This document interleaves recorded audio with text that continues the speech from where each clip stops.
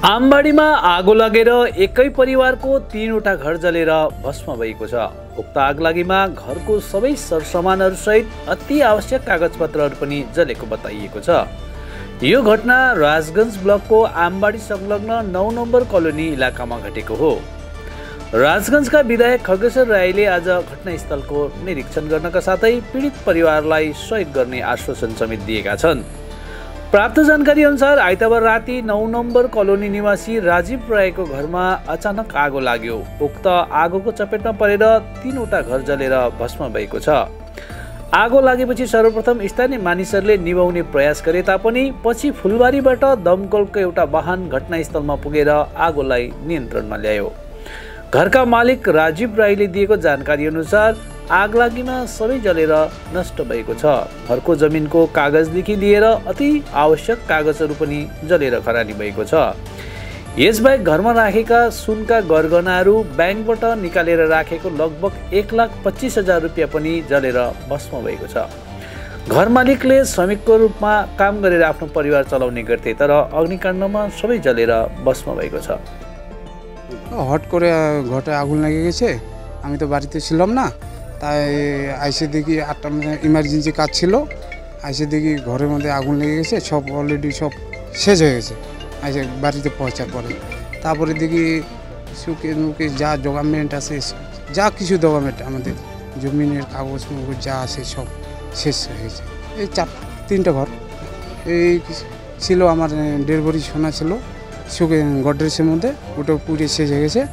আর ওখানে 1 লাখ ছিল 25,000, ওটাও পুড়ে শেষ হয়ে গেছে। জামা কাপড় যা আছে সব শেষ। এই মিটার থেকে আমি তো রাজমিস্ত্রি কাজ করি, দিনমজুর। হ্যাঁ, এখন তো সেটা সমস্যা আমার বহুত। দিন কামাই রাত খাই। যদি সব সুবিধা করে আমাদের সরকার থেকে সেটা ভালো হয়। গরিব লোক। আমাদের 9 নম্বর কলোনি বুধবিনাগুড়ি অঞ্চলের খুব প্যাথেটিক ঘটনা। ও সন্ধ্যাবেলা চা বানাচ্ছিল, যেটা পরে জানতে পারলাম সন্ধ্যাবেলা চা বানাচ্ছিল, গ্যাস সিলিন্ডার থেকে রান্না করে আগুন লেগে পুরো ঘরটা পুরো ছাই হয়ে যায়। আজকে এখানে দেখুন যে একটা যে খাবার খাবে, একটা চালের দানা অবধি নেই, সব পুরো শেষ। মোটামুটি কালকে 7:30 থেকে 8টার মধ্যে এই ঘটনা। 4-5টা একটা বাড়িতে ঘর ছিল, সেগুলো সব পুড়ে ছাই। আপনাদের ক্যামেরায় আপনারা দেখান, যেখানে জামা কাপড় থেকে শুরু করে আসবাবপত্র থেকে শুরু করে কালকে এরা ব্যাংক থেকে লাখখানিক টাকা তুলেছিল যে মেয়ের নামে ফিক্সড করবে পোস্ট অফিসে। সেই টাকার কিছু অংশ আছে, তাছাড়া সব পুড়ে ছাই হয়ে গেছে। আমি আপনার ক্যামেরার মাধ্যমে, আপনার চ্যানেলের মাধ্যমে রাজগঞ্জ ব্লক তথা সারা বিন্নাগুড়ি অঞ্চল সমস্ত সুনাগরিকবৃন্দ যারা আছেন, প্রশাসনের লোক যারা আছেন, প্রত্যেককে অনুরোধ করব, আমরা সবাই এর পাশে আছি। আপনারাও সবাই আসুন, পরিবারটাকে যাতে আবার মাথা তুলে দাঁড়াতে পারে, সবাই মিলে আপনার হেল্প করি। अर्कोतिर विधायकले भने आगो लागेको जानकारी गत राति नै पाए तापनि आज घटनास्थलको परिभ्रमण गर्न आएको हुँ। आज आएर हेर्दा आगलागीमा घर लगायत सबै सामानहरू जलेर भस्म भएको देखे। पीडित परिवारलाई केही तिर्पल प्रदान गरेको छु। पीडित परिवारलाई सरकार पक्षबाट पाउने सबै सहयोग पनि अवश्य गर्नेछु। সে গতকাল আমি ঘটনাটা জানি, গতকাল ছিলাম জলপাইগুড়িতে, আপনারা নিশ্চয়ই জানেন আগামীকাল কাউন্টিং আছে।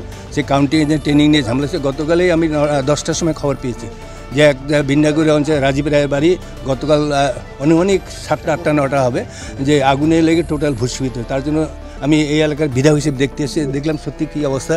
এবং যেটা শুনলাম 1 লাখ টাকার ক্যাশ ছিল, 1 লাখ টাকাও পুড়ে গেছে, প্লাস সোনা গহনা যত কাপড় চোপড় কোনো কিছু সব কিছু পুরো ছাই হয়েছে। তার জন্য আমি দেখতে এসেছি যতটুকু পারি বিধায়ক হিসেবে কীভাবে সাহায্য করা যায়। এবং নিশ্চয়ই আগামী দিন, এবং এখান থেকে আমি বিডিওকে ফোন করলাম, বিডিওকে ফোন যে সরকারি আর্থিক সাহায্য পাইতে কী কী দরকার সে অলরেডি বলে দেয়। সে বাড়ির মালিককে অলরেডি বলে দিলাম। এখানকার প্রধান সমিতিউদ্দিন আছে, পঞ্চায়েত ভবানী আছে, কানাইলাল বিশ্বাস, তুষার আছে, সবাইকে বলে দেওয়া হলে যাতে ইমিডিয়েট আজকের মধ্যে দরখাস্ত করে যাতে সরকারি যেগুলো সুযোগ সুবিধা আছে প্রত্যেকটা সুযোগ সুবিধা থেকে যেন বঞ্চিত না হয়, যাতে এই সুযোগ সুবিধাগুলো পায়, তার জন্য আমি নিজে দেখতে এসেছি।